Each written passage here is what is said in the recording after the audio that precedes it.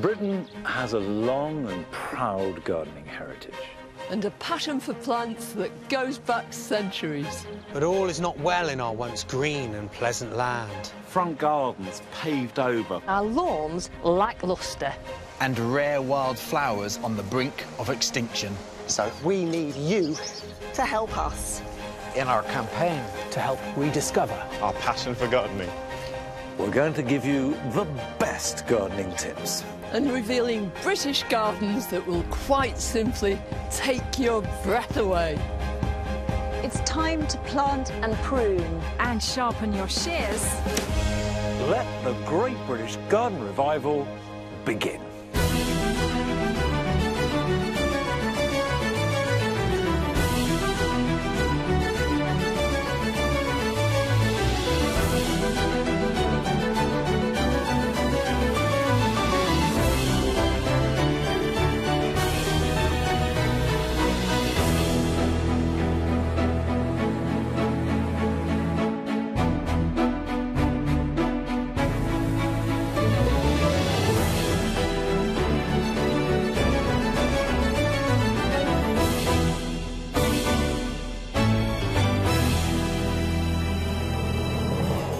On tonight's show, Tom Hart Dyke champions the houseplant.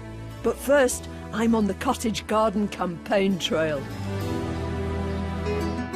What do you think of when you think of a British garden? Surely it's a cottage garden, brimming with flowers, overflowing with vegetables, the trees dripping with fruit.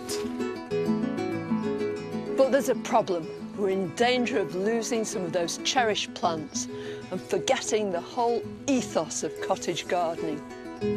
Though it's sometimes seen as dated and time-consuming, I believe this unique style of British gardening is not only easy, but has never been more relevant. So come along with me, Carol Klein, on my Great British Cottage Garden Revival. On my revival, I'll be in Nantwich to get people excited about their cottage gardens. I love cottage gardens. I'll discover a breathtaking garden in Yorkshire, growing a rich array of plants. As a gardener, I come into this place and I just feel so excited by it.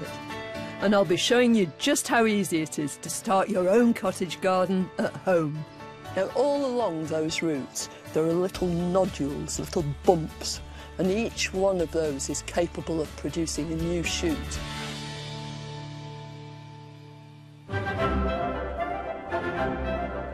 This is the garden at East Lambrook Manor, in the heart of Somerset. By many, this is seen as the home of the British cottage garden, and you can see why.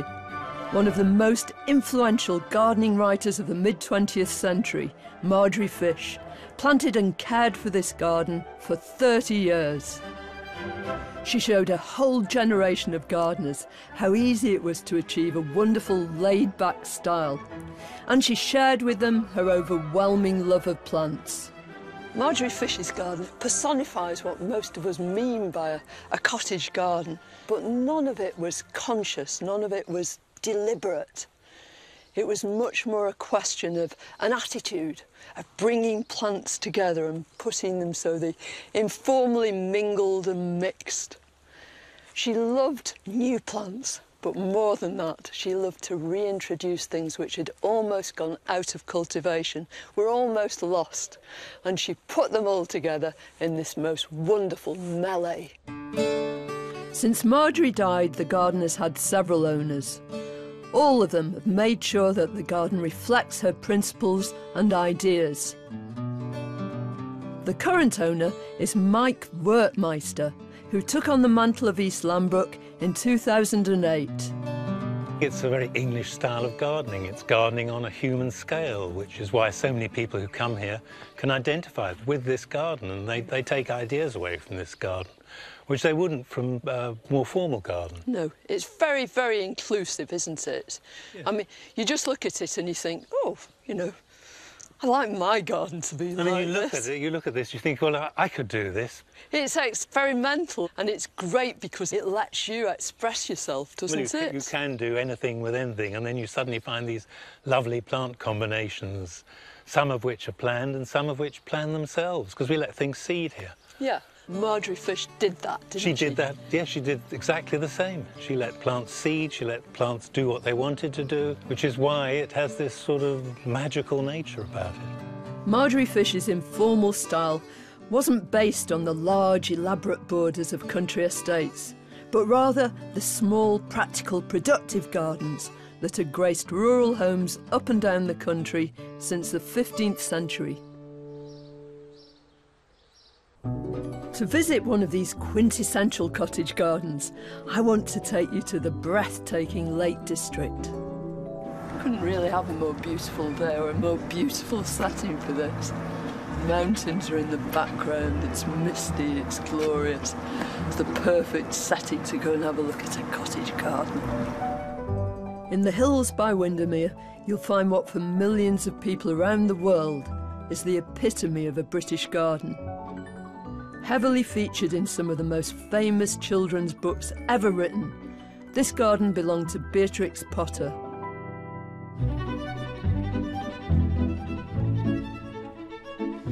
Come on, I'll tell you what, the first time you come into a garden, I've never been here before, it's so exciting, isn't it? This is Hilltop House, where Beatrix Potter lived for over 30 years in the early 20th century. But I'm here to see the garden, filled with plants, mingling and mixing together. Alchemilla, masses of it, marjoram, miles of it. And look at this. This is that soap wort. They actually used this for washing the clothes long before all those soap powders and everything were invented. It's typically cottage garden. These classic cottage garden plants not only feed you and help you wash your clothes, but they also attract pollinators and keep pests away. Today, the house and garden are run by the National Trust, and they've included some real cottage garden heroes. Lovely phlox. I think phlox typifies what you mean by a cottage garden plant. My mum gave me a big chunk of a white phlox, which my granddad had given her, and who knows who gave it to him. And these things come down the generations, you know, swapped between family and neighbours and friends. You get a wonderful sense of tradition in this garden. I'm meeting Liz Hunter McFarlane, the House and Collections Manager. It's an iconic view, isn't it? It is, absolutely. You can recognise the garden from some of her books, can't you? It features quite a lot. That's right. The garden's almost like an extra character in some of the stories. The plants really kind of get involved, and of course there's that beautiful iconic view looking up the garden path that's at the start of the tale of Tom Kitten. Despite its cultural significance, this garden was given over to food production during the war and then grassed over, a common occurrence with cottage gardens of the time. But Hilltops has been through its own revival, and today it's been put back to something Beatrix Potter would have recognised.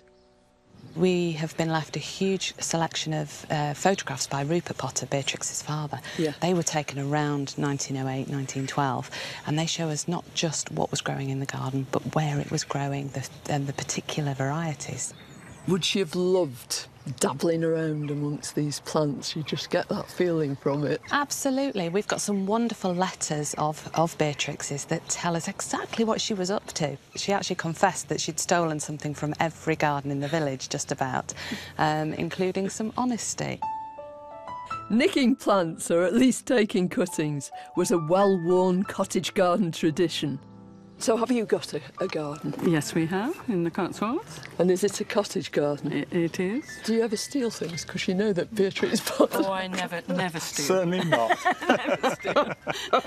Well, you're not a true cottage gardener then, are you? Maybe not. Of course, it was the stories that were set in this garden that attract over 100,000 visitors from around the world every year. And look, here's the veg garden. Can't you just imagine Peter Rabbit climbing through the gate? Look at it. They would have brought in Things like these evening primroses, wonderful things which bring in pollinating insects too. If you companion plant, if you put plants together like that, you get less pests, less diseases. You certainly don't need to use chemicals. And you use every inch of space and things just grow happily together. I do organic gardening, so I do put my flowers with my vegetables to keep the bugs off them. So a spot of companion planting, which is pure cottage garden, really, isn't it? I think gardens like this have become rarer, and yet I feel now that people yearn for this kind of reality. And you can wander around and do a bit of gardening without it being a question of keeping those edges straight and cutting that grass. I mean, no grass here, is there?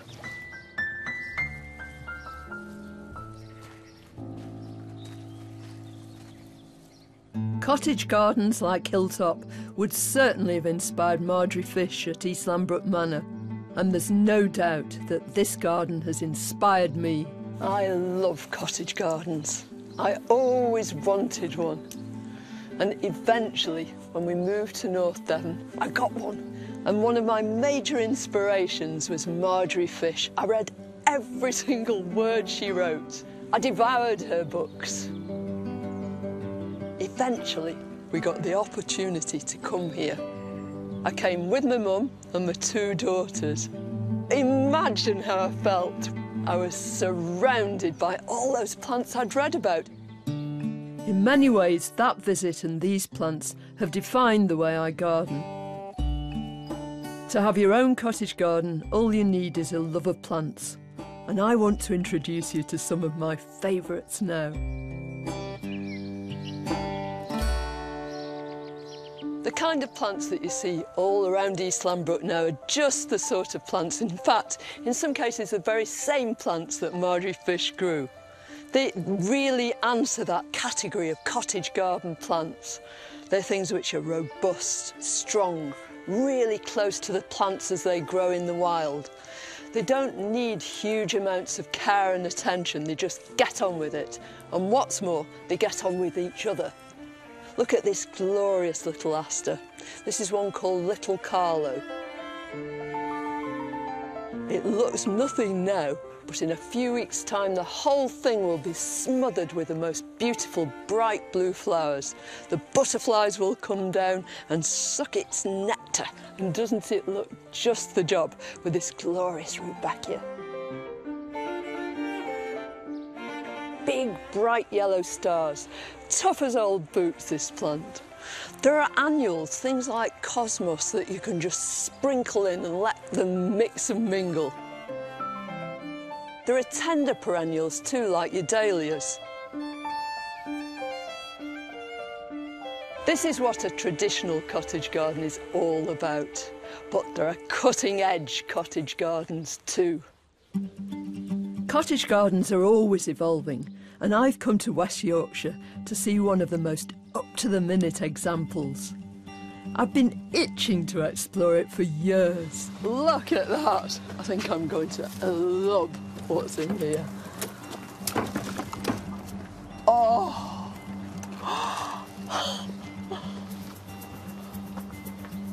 Oh, it's beautiful. Look at it.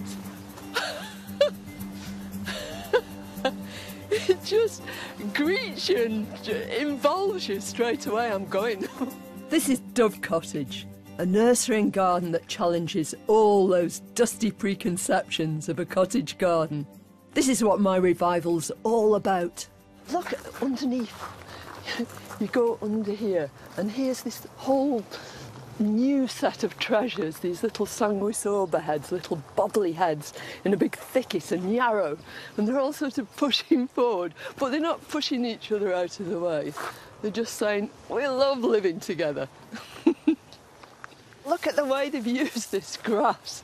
There's so much movement and dynamism and energy about the whole place, isn't there? It's magical. It's not just the planting combinations that give this garden its wild beauty. The garden is clearly allowed to take control of its own destiny. Look at this, all these separate little gardens that have created themselves. Eryngiums, sea hollies, and these beautiful knobbly heads of verbascum. Aren't they marvellous? As a gardener, I come into this place and I just feel so excited by it. But I think anybody would. I think if you came into this garden and you perhaps never gardened before and all you've got is a little patch, you'd want to do it. You'd want to achieve this sort of thing. And you could do it. That's the point. This inspirational space was planted by Kim and Stephen Rogers over 16 years ago, when Stephen gave up being a butcher and became a cottage gardener. What do people think of the garden? They're usually surprised. They don't expect to open that gate and see what they see with the tall perennials and grasses. Yeah, it's got this sort of very simple plants that you would find in a cottage garden, and then it's got some newer plants that you perhaps wouldn't normally see, but they still fit in well together. Yeah. And they still have this wilder look, and it's all about the insects and everything else that goes with a cottage garden. Yeah. So where do you think cottage gardens are going then? Well, hopefully in the same direction that we're going with our garden, which is live and let live, and accepting that plants are going to fall over. And once you start looking with a different pair of eyes, instead of wanting everything to stand up perfectly and have a gap between everything, then it starts to come, and it's taken us a while. If you were trying to tell somebody about how to create a garden with that sort of feel, that lovely cottagey feel, what would you say? A lot of plants have got to be good self-seeders so that the garden gets a life of its own. So it's not as contrived then. There's all this spontaneity of plants. You know, plants have their own personalities. They do. They want to do their own thing. They make you smile. Yeah. They do. And you can tell them, you're lovely. Yeah.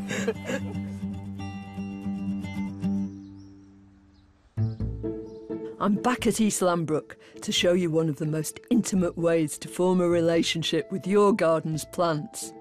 Growing them from seed. Watching your seedlings grow into tall, proud plants will transform the way you see your garden.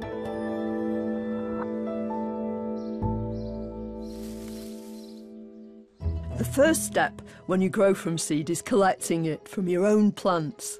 All you need is a paper bag. It's best done on a dry day to ensure your seeds don't get wet. This is an eryngium, it's a sea holly, and it's from South America. You can't divide it, you can't take cuttings from it. The only chance you've got of making more is to collect the seed. And if you look here, right in the top, in the apex of the plant, the apical bud, and that's the one that, in almost every case, sets seed first. When the plant is ready to shed its seed, that's the minute you jump in and collect it. This is just falling apart now. All those separate seeds. As long as they stay cool and dry, you can keep your seeds in paper bags for months. This is an incredibly beautiful plant. It's called Diarmuid pulcherrimum, and pulcherrimum means very beautiful. These lovely seed heads are preceded by big, drooping pink flowers. As the seed pods swell, they get heavier and they bring these lovely arching stems closer to the ground. All these have started to open up. That paper casing is pulling back, and inside you can see all these wonderful little bronzy seeds. Now that whole stem there is full of ripe seed, so the best way to do it is just to gently pull it off to make good earrings, really, wouldn't it? And every single one of those is going to make a new plant. Just like cottage garden plants, your seeds will come in all sorts of glorious shapes and sizes. There are so many plants that you can grow from seed, like this beautiful sweet pea. This is Lathyrus latifolius. It's one called pink pearl. So it's a sweet pea with these lovely pink flowers, which have obviously been smothering it all summer long. But it's a perennial, so it'll come up every single year. I'm looking for stuff that's like that. So the seed pods are brown and ripe. They're just about to burst. And if you actually look inside one of them, you can see it's totally full, just like a pea pod, of these lovely little seeds. They're still a bit green, but they're on their way to being brown. Seed collection is a wonderful way to get to know your plants, and a great excuse to get into the garden.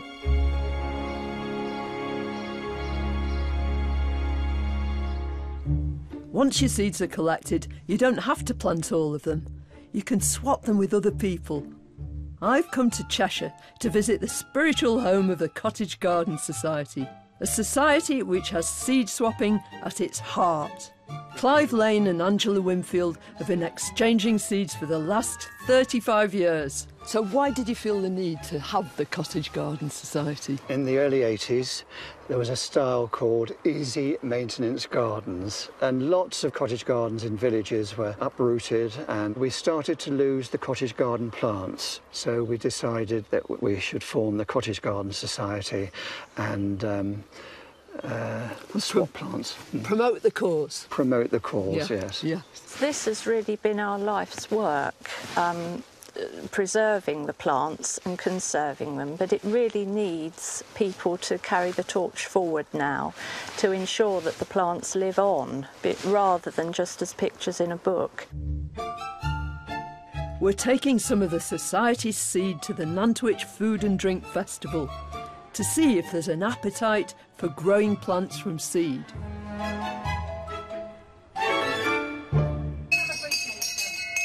Oh yay! Oh yay! Oh yay!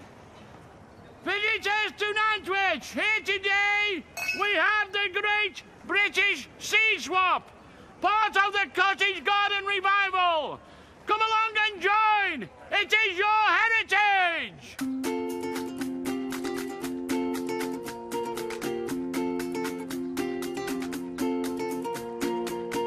So you a gardener, John?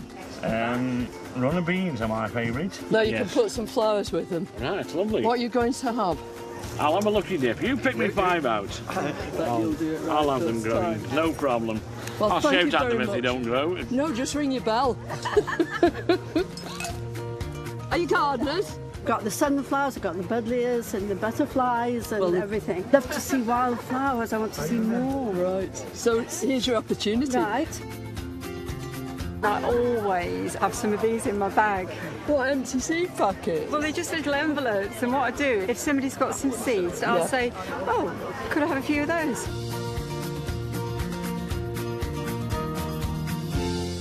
You've grown the biggest sunflower in your class. In your class or the whole school? The class, I think. Yeah. How big was it? About 2 meters long. That's absolutely enormous, isn't it? It's higher than I can reach, I'll bet. What I'm after is a glass of your wine. Yes. Swap for a couple of packets of seed. All right then. Yeah? That seems fair trade to me. Here's to your seeds. Thank you very much. What's so great about growing stuff from seed, do you think? They always remind me of other people. That buddleia is Sylvia. It's not just the thing that actually attracts all the butterflies, it's Sylvia. You're lovely. Oh, thank you, Carol. So are you. I love cottage gardening. I do, that's not a lie. And remember, with the Cottage Garden Society, you're not just having seeds, you're gaining friends too. Oh, right. Yes. Well, my hair's a bit flattened, but everything else, including my spirits, is really uplifted because it's been such a splendid day. And everybody seems to be willing to espouse the whole idea of this way of gardening. I'm back at East Lambrook, this stunning 2-acre example of a cottage garden. But not all these plants would have been grown from seed. Some would have come from cuttings, and that's another crucial cottage garden activity.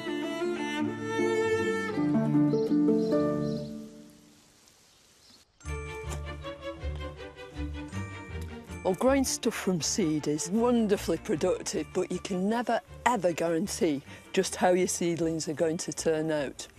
If you want to make sure that a plant is exactly the same as its parent, then you've got to do it vegetatively. All that means is you're producing a clone of a plant, something that's identical to its parent.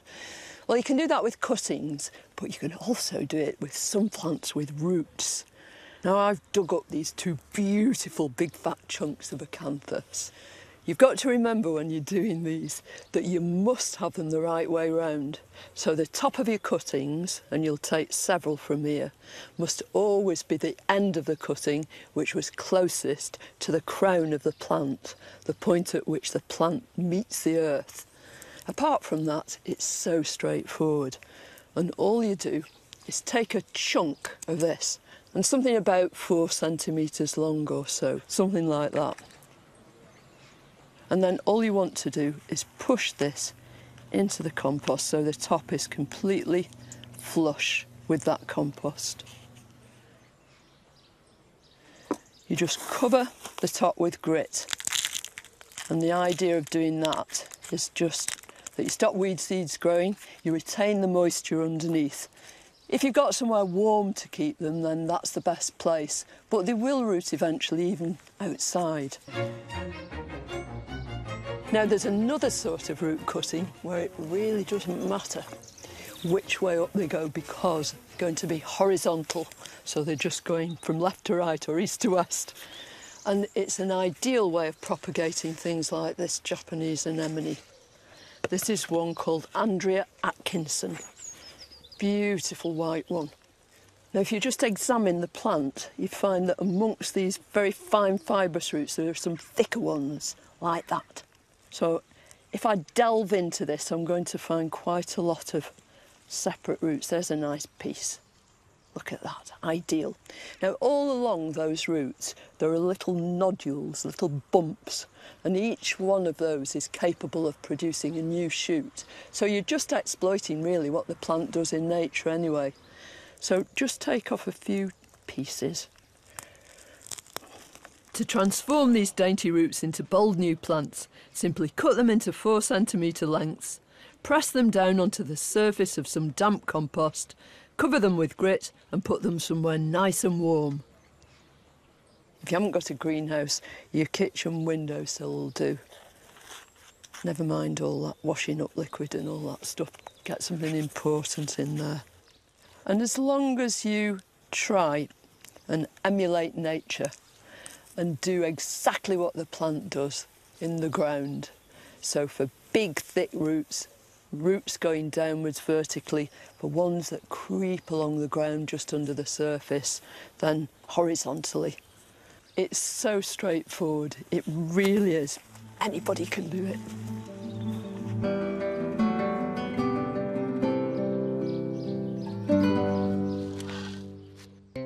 I hope my revival has caught your imagination.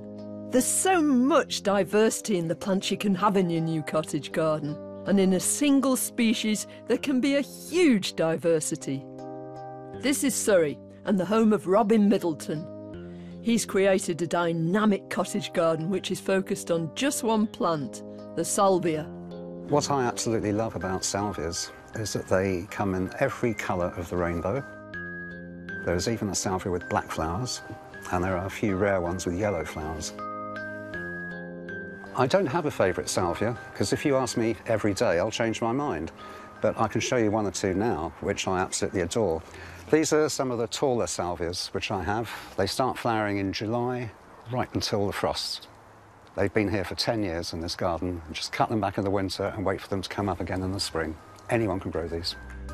Robin started growing salvias over 20 years ago, and he's amassed one of the largest collections in the country, with over 140 different varieties.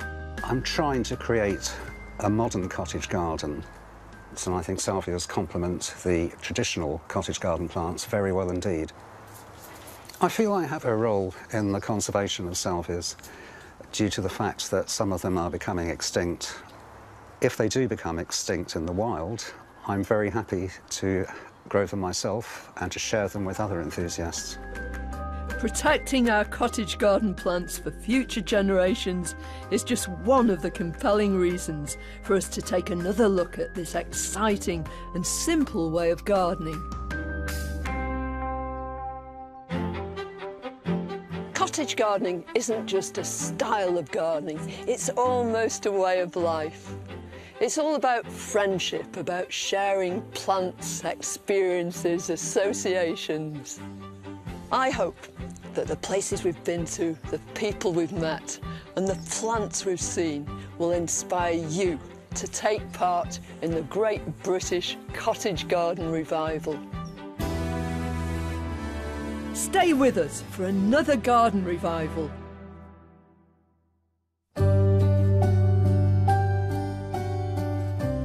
I am surrounded by some of the most exciting and diverse plant life on our planet. And although many of these species and varieties are not able to survive in your garden, a lot of them will thrive in your home.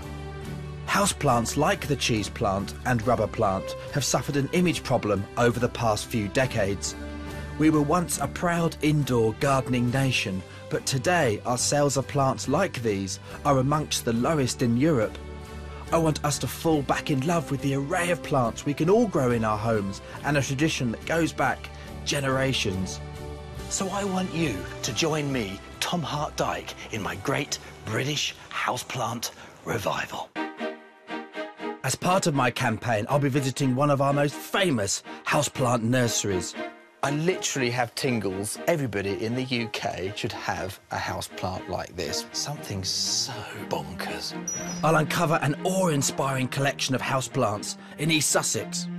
To be totally blown away like this for me is quite unusual. As well as showing you how simple it is to grow begonias. Easy as pie, anyone can do it.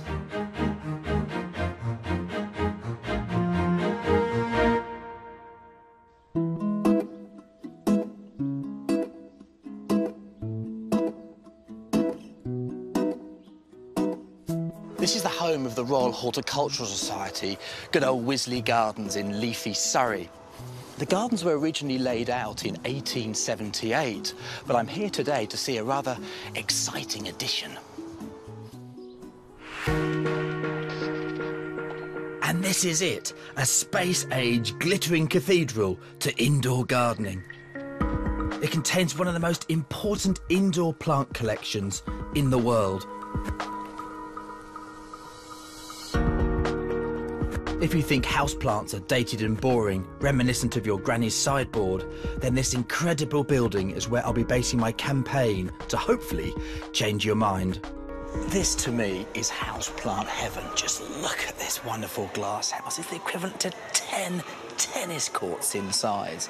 And for me, it brings back memories of travelling abroad and seeing plants in the wild, because it was at the age of 7 that my influential gardening granny gave me my first houseplant, actually here from the garden centre at Wesleyan. But from that one houseplant, I've never looked back in expanding my collection and travelling abroad to far-flung climes.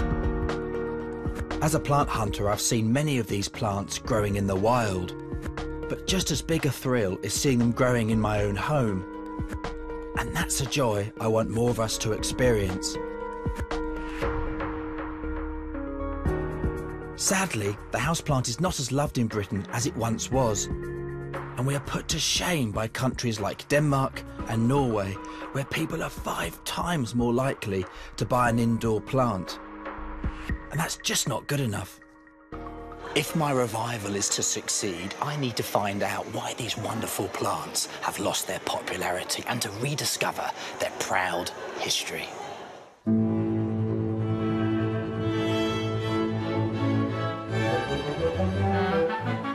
I'm a plant hunter. I've been to all corners of the globe seeing plants in their native habitats. But for anybody interested in the outdoors, including plant hunters, this amazing house in northwest Kent is a gardener's pilgrimage. It's a gardener's graceland, because this was the home of Charles Darwin. Charles Darwin is best known as a naturalist, but he spent 5 years as a plant hunter in the 1830s, when houseplants were in their heyday. Travelling the world, he would find exotic plant specimens that he could bring back for people to grow indoors. This greenhouse is stuffed full of a huge diversity of houseplants and is where Darwin changed the way we saw the natural world forever. And I can't wait to explore it. Look at all the orchids. They're fantastic. And then here, all these lovely sundews, the drosseras, through to all of these lovely other insectivorous plants, including the sarracenias. Darwin is credited with introducing many varieties of orchid into the UK. But this one holds some traumatic plant hunting memories of my own. When I was kidnapped 13 years ago during our captivity on the day I was going to be executed on June the 16th, I'll never forget it, at 5 minutes to 12 of the year 2000. This just turned 14-year-old said, "You've got 5 hours, mate, before we blow your star head off." And the minute he turned around to me, I thought, right, I need orchids to distract me, the thought of being executed. And these are the first orchids I saw hanging from the trees around the camp where me and my friend were looking for these orchids. We should never have been in this place. Wow. It's the first flowering Sinopia I've seen since that time. Absolutely amazing plant. I didn't expect to see that today at Charles Darwin's place. It was my passion for plants that got me through that harrowing experience, and I believe it is a passion I shared with Darwin and the huge number of Victorian plant collectors.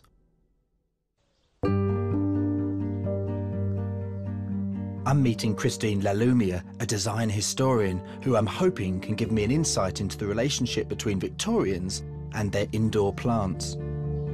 For the Victorians, were houseplants important to them?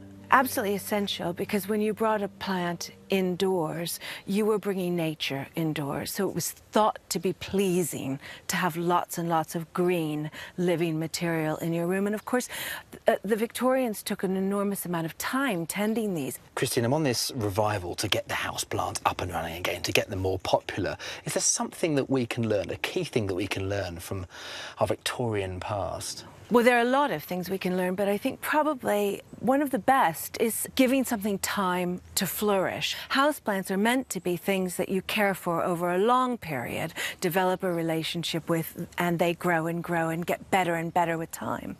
People don't want to spend that amount of thought, that amount of effort. So cut flowers or other decorative solutions are often chosen, and it's a great shame. To find out how houseplants are faring in the 21st century, I'm heading to the front line of my campaign. This is Woodcote Green in Surrey, one of the largest garden centres in the country.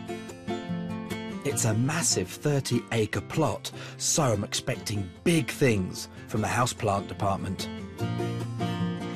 It's an awful immediate response to have, but you do get a little crestfallen once you've seen this collection here, considering the huge size of the garden centre. To find out why this collection is so uninspiring, I'm meeting Head of Plant Sales, David Beard. We did used to have a lot larger houseplant section, but we used to have a lot of plants that would sit there for months and months, plants that people didn't know what they were, didn't know what to do with them. And in the end, we'd have to either reduce them or even worst case scenario, throw them away. We are very much supply and demand, so if someone wants something, we get it. Otherwise, you know, we just try and treat the core section of houseplants. With garden centres shrinking their houseplant collections, surely there has never been a better time for my revival.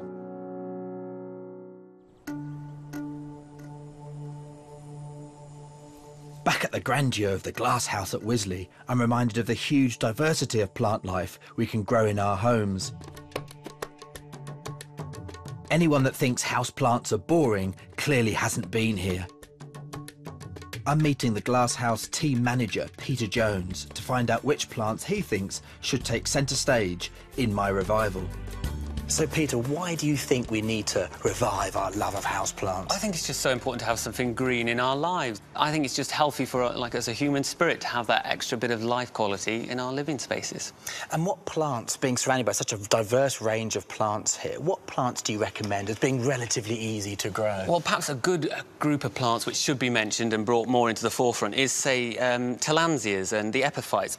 And Peter, these are commonly called air plants, aren't they? These kind of wonderful plants here survive off the moisture in the air, so they would be living on trees in the rainforest where there'd be high humidity, but we can take those kind of adaptations and have them in our living space. So something like this You mounted them on your cork oak bit of bark there. Exactly. Something quite nice and interesting that you could have in your bathroom. And, I mean, look at the diversity in shapes that you can get. Look at this. You've got an amazing, great coming out of that. red flower spike. I think that's something that people shouldn't be afraid of trying in their home. Peter, I can see why you so love air plants. They're so diverse, aren't they? But for me, as a child, I've been interested especially in the cacti, and your collection here is mind-boggling. Cacti are crucial players in my revival, and there's an incredible range with over 1,500 species. In the wild, some are capable of growing as tall as a 5-storey building. These awe-inspiring plants can survive in some of the world's most inhospitable conditions, so your front room should be no problem. I mean, the one we've got here, one of the Puntia microdaisies, isn't it? One of the microdaisies. They're just fantastic, quite spiny, these little glocked hairs here, but so easy to propagate. I know, and you've got to be so careful with those spines, because once they stick in, they don't want to pull out their barb, so they can be quite pesky. Hence the bit of newspaper here. I mean, what I love about them, look, in just, what, 30 seconds, a bit extra just to allow for not getting spiked with a bit of newspaper here, plucking them in there, putting it on this end where I've made the cut here. It's calloused over a little, so it's dried a bit. And carefully, right, Peter? In the centre, is that right? Yeah, Rough in the centre of the pot. In it goes like that, right? 3 inches in the compost there, something like that. Exactly, and it'll produce some roots.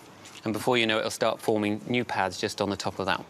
It's important to keep the moisture completely dry. Exactly. You're not watering at all, are you? You're not watering at all, because at this stage, it hasn't got any roots, it's got no way of taking up any moisture. The only thing that could possibly happen is that water would sit there, and then so you want to leave it as dry as possible. Be perfect. It can take up to 2 months for you to see roots protruding from the bottom of the pot. And then you'll know you've created another cactus for your collection.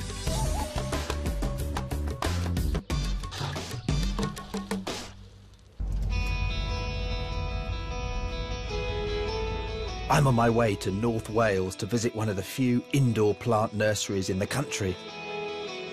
Dibley's Nursery is a family-run business specialising in one of the most awesomely diverse houseplants available to us in the UK. A stonking favourite of mine, the African Streptocarpus. The Streptocarpus is the perfect houseplant for my revival. This long-flowering, brightly coloured plant from South Africa is also known as the Cape Primrose.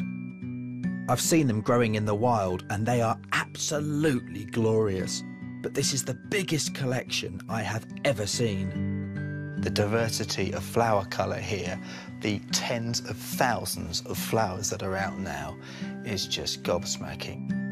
The nursery has been going for 40 years, and in that time they have amassed a jaw-dropping 24 Chelsea Flower Show gold medals for their incredible plants. I'm meeting a legend in the houseplant world, Lynn Dibley, to find out the secret to her success. I think because we're always introducing new varieties, we breed all new varieties every year and introduce some really good long flowering varieties, easy flowering varieties, and that's how we keep going. Lynn is continually revitalising their collection, offering people something new and exciting. We crossed one of our hybrids, which flowers only in the winter, with one of our summer flowering varieties, and fortunately we ended up with something which is crystallised, which flowers 12 months a year. It's one of the few plants you'll ever find that flowers non-stop. And is the main reason why it's so popular? Yeah, definitely. The Streptocarpus might take up most of Lynn's time, but she's also trying to bring back some of our forgotten houseplants, like these triumphant gloxinias. But there is another plant related to the Streptocarpus, a fellow Gesneriad, that I'm hoping Lynn can show me. Ever since I've walked in your wonderful glass houses here today, I've been dying to have a peek at, hopefully you've got it, something called Syningia leucotricha. I certainly have. I got a really nice specimen I can show you. I literally have tingles. I can't take this. It is absolutely glorious. That's it. Not in flower, unfortunately. Oh, dear. But that is the corm that it grows from. How old is that? That's probably about 10 to 12 years old. It's like a rock face or something. Is it houseplant worthy? Is it quite easy to grow? Yeah, it's exceptionally easy to grow. It's just, unfortunately, people don't know it. It's not a plant that you find very often in the garden centres or written about. There are just so many plants out there that are excellent houseplants that people don't know about. Everybody in the UK should have a houseplant like this. Something so quirky, something so unusual, something so bonkers.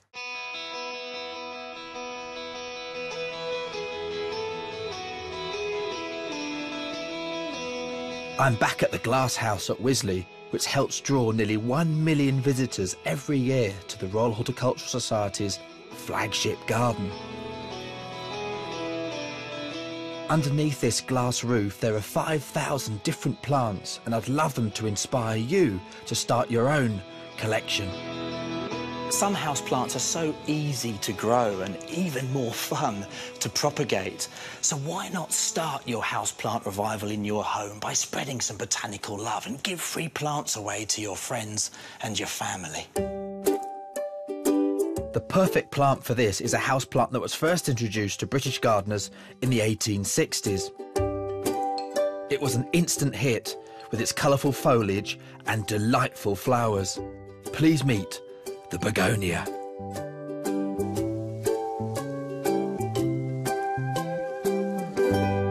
Begonias make such a spectacular houseplant, and they're relatively easy to grow.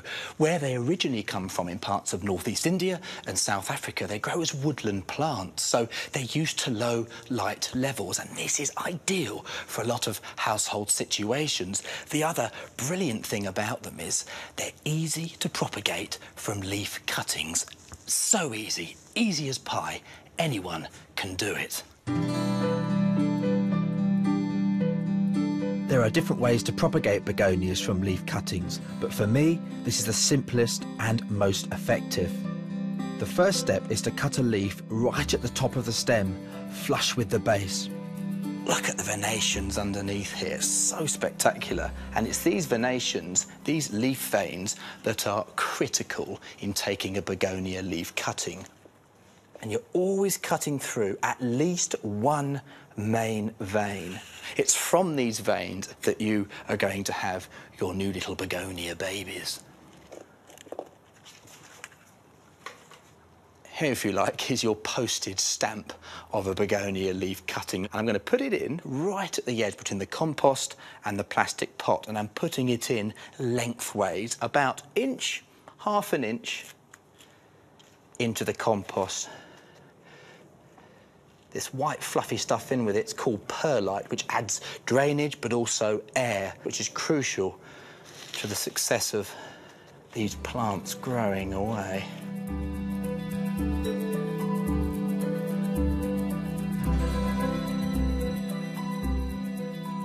Just going to do a last little tap down to stabilise them.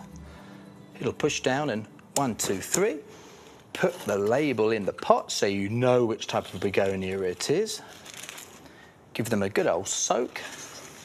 Rainwater, tap water, no problem at all, but not too much. Just a little splash and dash of water. The last thing to do, which is so crucial, is get the plastic bag. If you don't do this, you'll find that the moisture that's still coming through the leaf will mean that these plants will completely and utterly dry out and shrivel up and die. You've got to cover them in the bag. Once covered, place the pot somewhere warm and bright, but not in direct sunlight. In 8 to 10 weeks, you will see new leaves begin to sprout.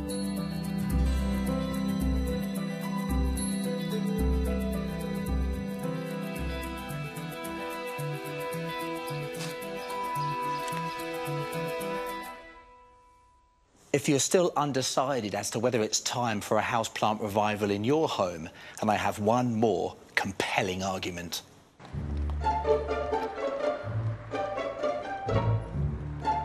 It's time to take my revival to the big city, where I'm meeting this man.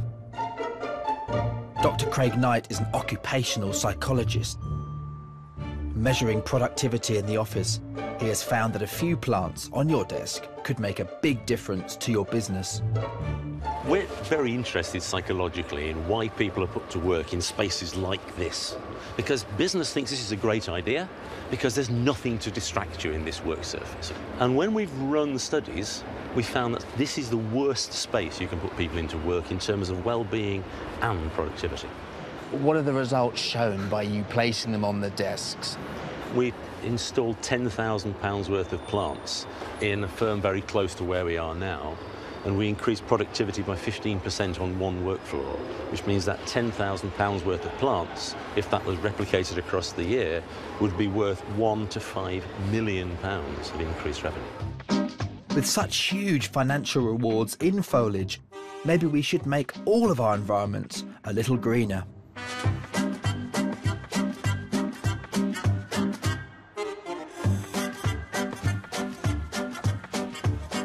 Craig, what a transformation. Bit different, eh? Look at this place. I mean, 20 minutes ago, sitting at this office desk, I wouldn't be seen dead.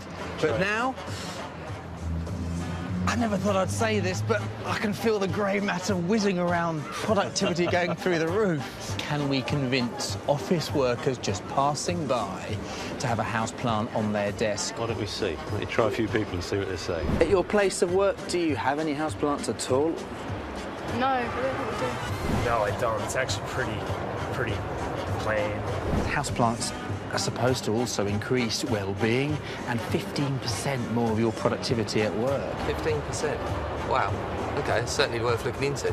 Sometimes, you know, I just tend to space out, and without a plan, I don't know what I'm going to do. Could you take that under the cover of darkness with a balaclava with nice big slits so you can see just about where you're going, and sneak it in, floor 15, whatever is in that building over there, onto your office desk and see what anybody says in the morning? Would you consider doing that? I think that would be a great idea, yes, definitely. I'll help you tonight. I'm really chuffed. I've managed to convince quite a few people to get a houseplant on their empty office desk. But have I convinced you?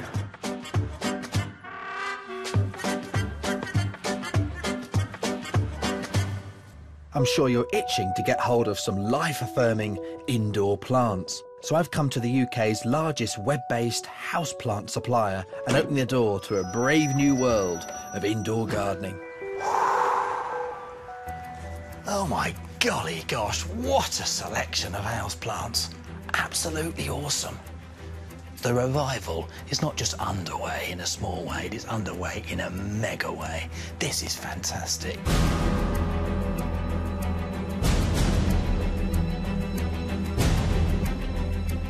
Mexico, India, the Codianums, classic Indonesian plants these. Dracæna draco, the blood dragon tree. The stag's horn fern, Platycerium bifurcatum. I've seen these in the wild in northeast Australia, and it brings back plant hunting field memories. It's absolutely breathtaking. To be totally blown away like this for me is quite unusual. This is quality. This feast of foliage and flowers has been put together by Paul Thomas. Mate, honestly, the finest collection I have seen for years. I was spotting quite a few plants from Australia. They were Metzideros, Pahutakawa, and you're really pushing boundaries to getting people to know that there is actually a huge diversity available for people. I think it's really Absolutely. Yeah, well, every house, there's a wide diversity of areas, and there's no such thing as a bad houseplant. There's just the right plant for the right space. People really want to bring greenery and something inside, especially if you haven't got a garden, which 3 million households in the UK haven't. Many of the plants here can be used as strong interior statements, but Paul also carries a lot of the houseplant classics. Here we have the peace lily, one of the most well-loved houseplants, instantly recognisable. Actually, one of the plants chosen by NASA to test plants' capacity to take toxins out of the air. I mean, the indoor environment has been proved to be 5 to 10 times more polluted than the exterior environment. So if you've got the windows closed over the winter, these toxins do build up, and plants take them out. So, Paul, houseplants aren't just great to look at for foliage and flowers, etc. They actually are good for you, literally, aren't they? Literally. They are very good for you. What do you think, in your opinion, is the most singlest thing that will help to get this revival on the road? People need to recognise that they can keep them alive. If you go away every 2 weeks and you forget about plants, there's a plant for you. If you water it every day, there's a plant for you. If you've got a freezing cold hallway where the wind comes through, there's a plant for you. It isn't to do with you killing it, it's just picking the right thing. So no one's got any excuse whatsoever? No, Brilliant. not at all.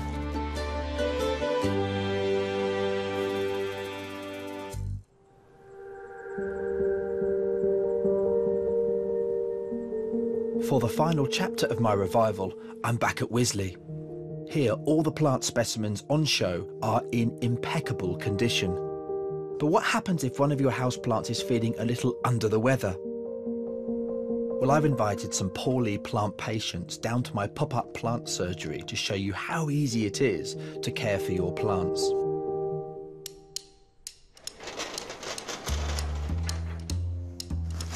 Hello, Doctor. Good afternoon. Good afternoon to you. Please have a seat. My first patient is a sickly citrus with a common complaint. It's a classic case of one of the worst pests for houseplants, and that's mealybug. Mealybugs are a sap-sucking pest that will drain your plants of energy, but have no fear, there is a cure.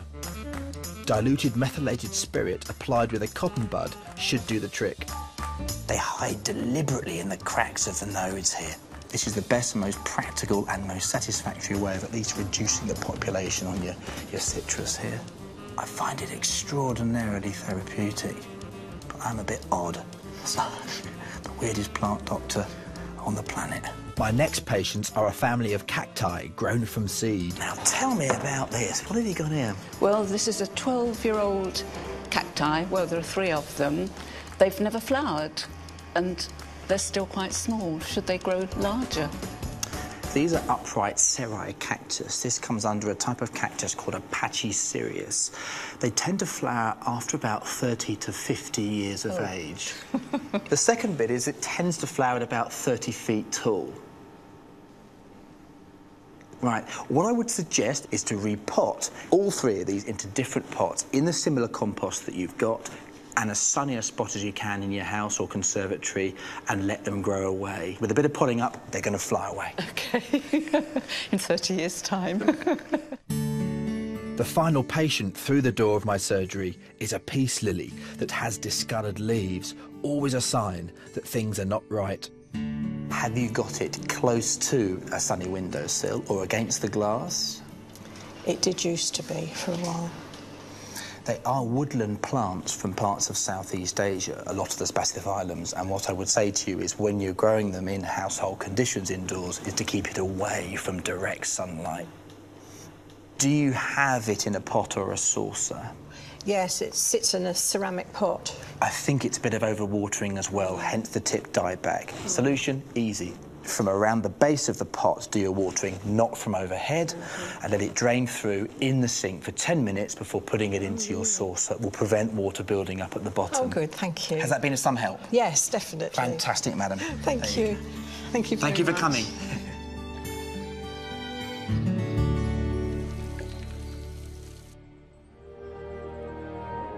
I've always been passionate about houseplants, but now I'm convinced even more than ever the need for all of us to rediscover them. I hope my revival has given you the confidence to engage with the world of indoor gardening.